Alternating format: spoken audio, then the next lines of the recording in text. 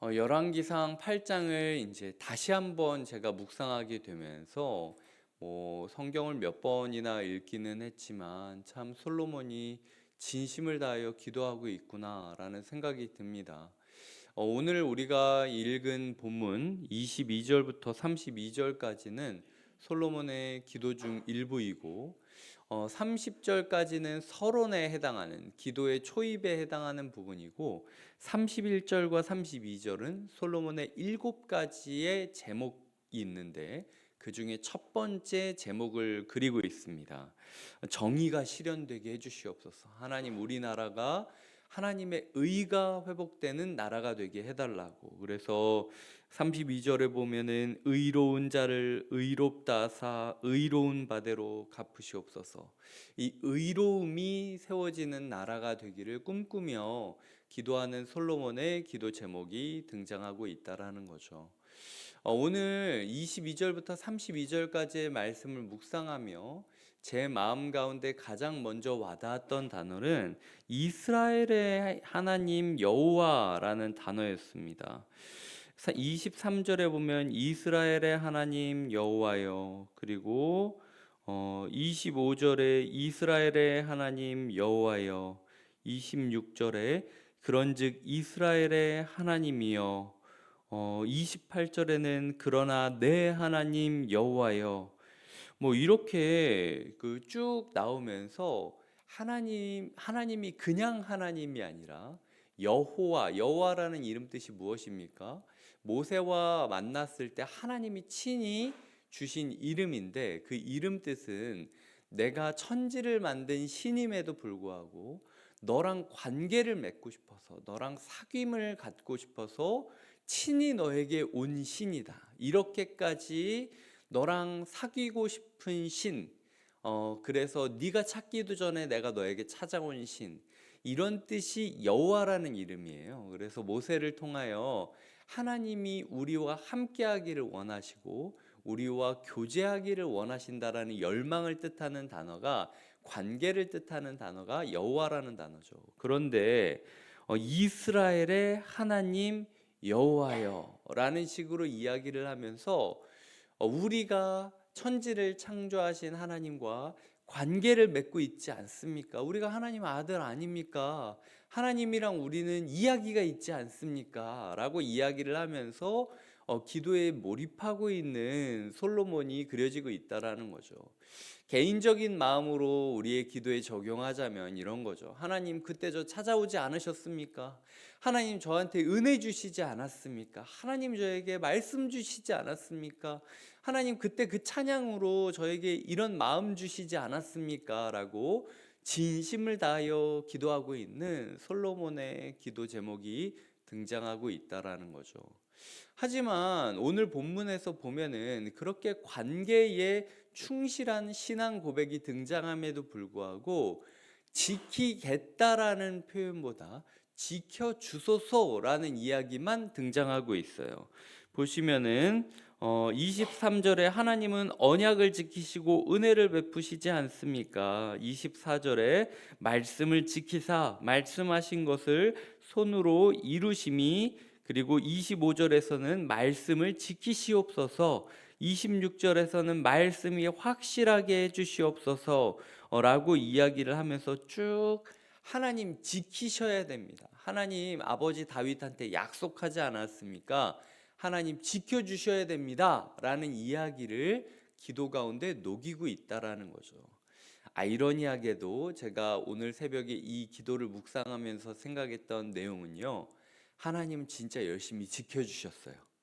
결국은 이 솔로몬이 했던 기도를 이루기 위하여, 다윗과 했던 약속을 위하여 솔로몬이 지켜달라고 이렇게 애원하지 않았어도 하나님이 잘 지키셨습니다.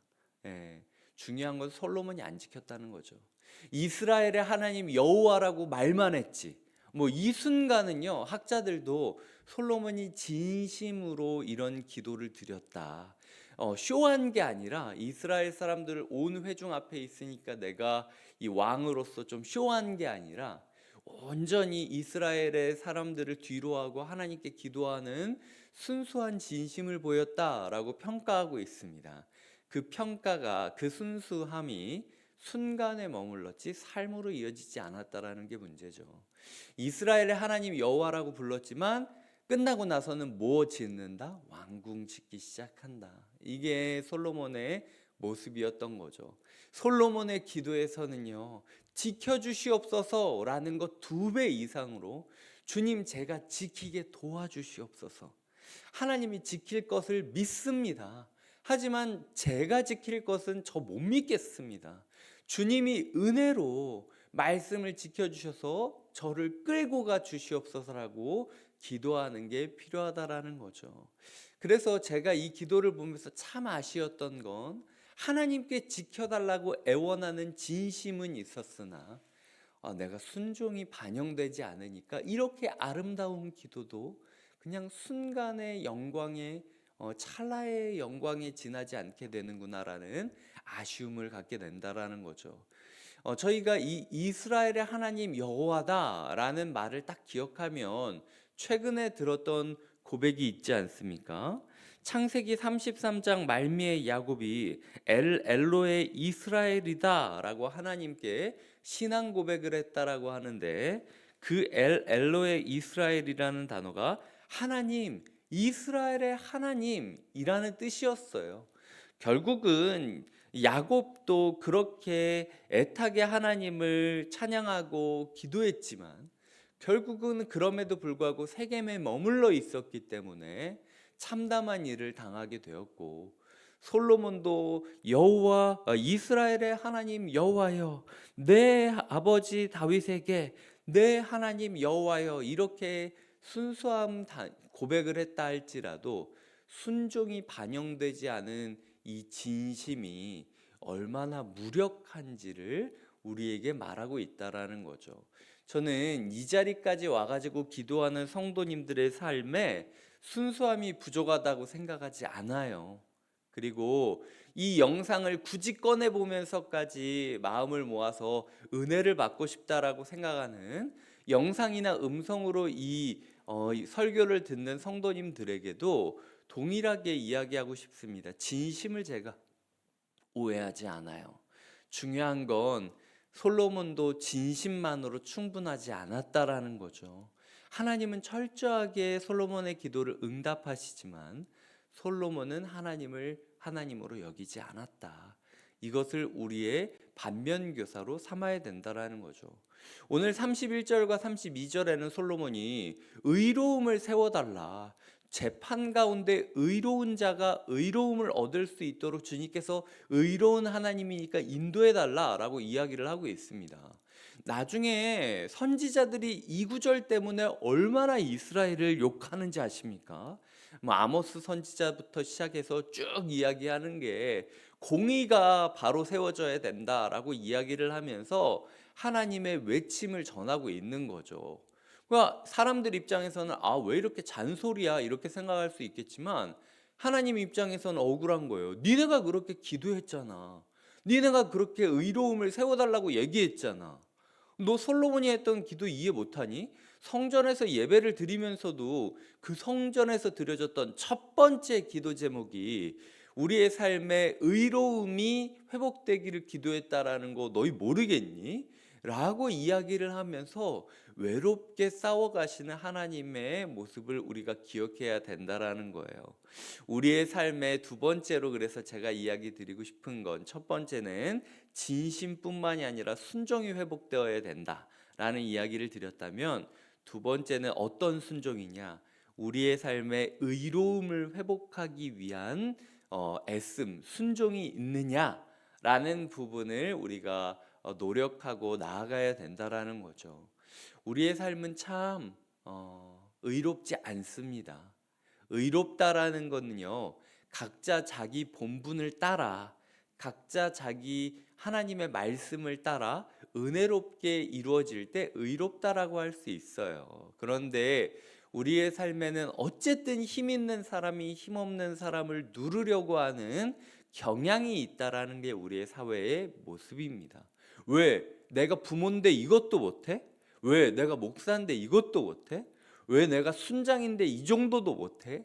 이런 식으로 우리가 억울함을 느끼는 것이 아니라 내가 가지고 있는 테두리 안에서 의로움이 이루어지려면 어떤 노력을 해야 되는지, 그리고 내가 처한 이 사회 가운데 의로움이 회복되려면 어떻게 노력해야 되는지를 함께 고민하면서 의를 추구해야 하는 것이 하나님께서 우리에게 원하시는 순종의 싸움이라는 것이죠. 그래서 적어도 우리가 지나가는 그곳에는 하나님의 의가 넘칠 수 있도록 우리가 끝까지 한번 싸워보자, 애써보자, 그리고 포기하지 말아보자 라고 이야기하는 게 하나님께서 우리에게 주는 두 번째 교훈이라는 거죠. 세 번째 제가 말씀을 통하여 배웠던 교훈은요, 기도 함부로 하지 말자라는 교훈입니다. 솔로몬 이 기도했을 때 이 기도가 자기한테 어떻게 돌아오는지는 상상도 못했겠죠. 자기가 했던 기도 때문에 자기가 심판받게 되는 거예요. 지혜를 가지고 있는 솔로몬이었지만 실제로는 의롭지는 못했죠. 그게 솔로몬에게 반대로 심판의 칼날이 되어서 돌아오게 되는 날이 있음을 우리는 알고 있습니다. 우리가 내뱉는 기도가 우리에게 어떤 영향을 줄지를 잘 생각하며 기도하셔야 돼요. 대부분의 경우에 제가 억울해서 기도하면 하나님이 제 마음 가운데 말씀들을 떠올리게 하십니다. 그리고 제가 예전에 기도했던 그 기도의 내용들을 떠오르게 하실 때가 많아요. 대부분 그 기도와 그 말씀들은요, 지금 제가 처한 억울한 상황을 설명해 줄 때가 많이 있습니다. 막 제가 하나님한테 하나님 왜 저만 이렇게 희생해야 되냐요? 뭐 저만 왜 이렇게 아파해야 되나요? 막 이렇게 기도하면은 네가 옛날에 나한테 그렇게 기도했잖아. 참 목자 되게 해달라고. 네가 사람들이 뭐라고 하던 하나님이 너의 목줄 잡고 끌어가는 그런 베드로와 같은 목사 되게 해달라고 기도했잖아. 지금 내가 어떤 상황에서도 사람들 사랑하게 만들려고 너를 끌고 가는데 너 그거 가지고 억울하다 그러면 되겠니? 라는 식으로 하나님이 꼭 옛날에 제가 했던 기도를 끌고 와가지고 예전에 제가 묵상했던 말씀을 끌고 와가지고 저한테 말씀하실 때가 많이 있다라는 거죠. 우리의 삶 가운데 그래서 제가 꼭 그렇게 막 고개 숙이면서 쫓아갈 때마다 하나님한테 하는 말은 하나님 제가 기도한 대로 살겠습니다 라고 이야기할 때가 많이 있다라는 거죠. 우리의 기도가 우리의 삶에 어떤 영향을 줄지 잘 기억하면서 기도할 때 아무 말이나 뱉지 말아야 돼요. 이 옆 사람이 막 멋있는 말 한다고 나도 그렇게 뱉어버리잖아요. 후회할 수 있습니다. 그래서 한마디 한마디 뱉을 때 마치 저희가 부동산 계약하다 보면은 글자 하나하나까지도 꼼꼼히 보라고 이야기를 하잖아요. 이 한 글자 한 글자가 하나님께서 다 지켜보고 계시고 다 기록하고 계시다라는 것 기억하시면서 우리의 기도를 100% 들으시는 하나님 앞에 신중하게 우리가 기도해야 되고 철저하게 우리가 기도를 지켜가야 된다라는 사실을 깨닫게 된다라는 거죠. 말씀을 맺겠습니다. 하나님께서 솔로몬의 아름다운 기도를 정죄하지 않으세요. 솔로몬이 기도할 때, 야, 내가 너 아는데 너 이러다가 며칠 지나지 않아서 왕궁 짓고 아주 그냥 이방 여자들이랑 재미있게 살겠더라? 이런 식으로 비꼬면서 기도를 받진 않습니다. 하나님은 다 알고 계셨지만 그럼에도 그 순간의 순수함을 헤아려 주시면서 그래, 알겠다. 나도 힘쓸 테니까 너도 힘써줘라 라고 이야기를 하면서 받아주고 계시다라는 거죠. 하나님은 항상 은혜의 하나님이십니다. 그리고 하나님은 항상 솔로몬이 자기의 기도한 대로 지켜 살기를 원하고 계시죠. 그 하나님을 따라 우리가 바른 기도를 드리고 기도에 걸맞는 순종을 드리면서 진심뿐만이 아니라 순종도 더하여 올바른 신앙을 세워가는 하루 되길 주님의 이름으로 부탁드립니다. 기도하시겠습니다. 하나님 아버지, 내 하나님 여호와여, 이스라엘의 하나님 여호와여, 이렇게 이스라엘 온 회중 앞에서 솔로몬이 진심을 다하여 외쳤지만 그럼에도 불구하고 한편으로는 하나님께 지켜달라는 얘기만 했지 주님, 저는 지킬 수 있는 존재가 아니다. 그러니까 절 좀 붙잡아 달라라는 이야기를 많이 하지 않았음을 우리가 보게 됩니다. 그 순간의 진심만으로 솔로몬의 신앙이 세워지지 못했음을 보며 순간의 진심만을 구하는 우리의 삶을 돌아보고 회개하게 하여 주시옵소서. 주님, 우리의 삶에 의로움이 회복되기를 솔로몬이 가장 먼저 구했습니다. 그 기도를 따라 우리도 우리의 삶에 의로움이 회복될 수 있도록 최선을 다하여 노력하는 하루가 되게 하여 주시옵소서. 동시에 우리가 뱉었던 기도를 모두 들어주시는 하나님을 기억하며 한마디 한마디 하나님께 신중하게 고백하는 기도를 드리게 하여 주시옵소서. 좋은 말이라고 아무거나 내뱉지 않게 하여 주시옵소서. 예수님의 이름으로 기도드립니다. 아멘.